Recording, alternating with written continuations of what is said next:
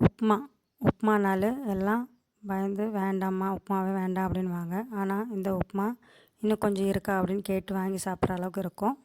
அடுப்பில் கடாயை வச்சுட்டு அதில் சீரகம் அப்புறம் ரவை ரெண்டையும் கொஞ்சம் போட்டு வறுத்து எடுத்துட்டு அதை எடுத்து ஒரு ஓரமாக வச்சுருங்க பக்கத்தில் தட்டில் போட்டு. அதுக்கப்புறம் ஒரு கடாயை வச்சுட்டு தேவையான அளவு எண்ணெய், அது கடலைப்பருப்பு, உளுத்தம்பருப்பு, கடுகு இதெல்லாம் போட்டு கொஞ்சம் நல்லா வறுத்துருங்க. அதுக்கப்புறமா தேவையான அளவு முந்திரி போட்டு அதையும் கொஞ்சம் எடுத்து வறுத்துருங்க. இதெல்லாம் நல்லா வறுபட்ட அப்புறம் இதெல்லாம் கொஞ்சம் நல்லா வறுத்த அப்புறம் பச்சை மிளகா, கருவேப்பிலை சேர்த்துக்குங்க. நான் மொபைல் ஒரு கையிலையும் கரண்டி ஒரு கையிலையும் வச்சு செய்கிறதுனால உங்களுக்கு நான் அதை போடுறது உங்களுக்கு தெரியல. இப்போ பாருங்கள், பச்சை மிளகாயும் கருவேப்பிலையும் போட்டிருக்கேன்.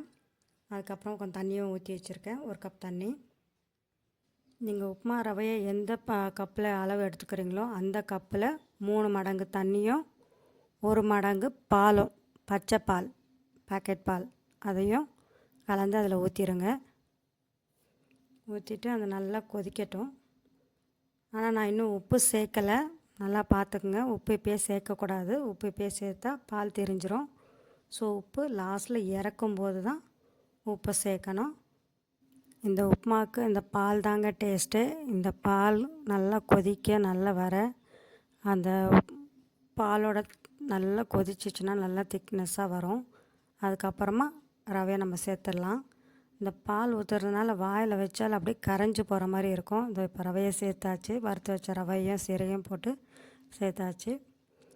அது நல்லா பாயில்ஸ் வரும்போது கொஞ்சம் நல்லா கிளறி விட்டுட்டு பாருங்கள், எப்படி கிளறி விட்டுரும். அது கட்டி கட்டியாக வராமல் இருக்கணும். அது மாதிரி கட்டி கட்டியாக இல்லாமல் நல்லா கிளறி விட்டுருங்க.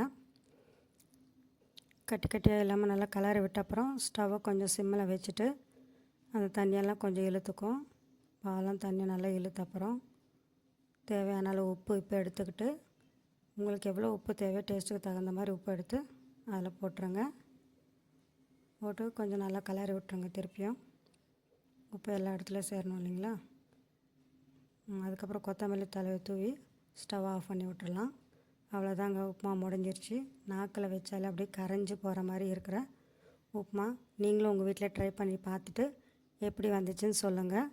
இந்த உப்புமா இதில் இன்னும் நீங்கள் பெரியவங்க சாப்பிட்ற மாதிரி இருந்தால் கொஞ்சம் இஞ்சி தோலை நீக்கிட்டு சின்ன சின்ன பீஸாக தாளிக்கும் போது போட்டிங்கன்னா இன்னும் கொஞ்சம் நல்லாயிருக்கும். இந்த வீடியோ உங்களுக்கு பிடிச்சிருந்தா லைக் பண்ணுங்கள், ஷேர் பண்ணுங்கள், காமெண்ட் பண்ணுங்கள், சப்ஸ்கிரைப் பண்ணிக்கோங்க. ப்ளீஸ் என்னை சப்போர்ட் பண்ணுங்கள். Thank you so much.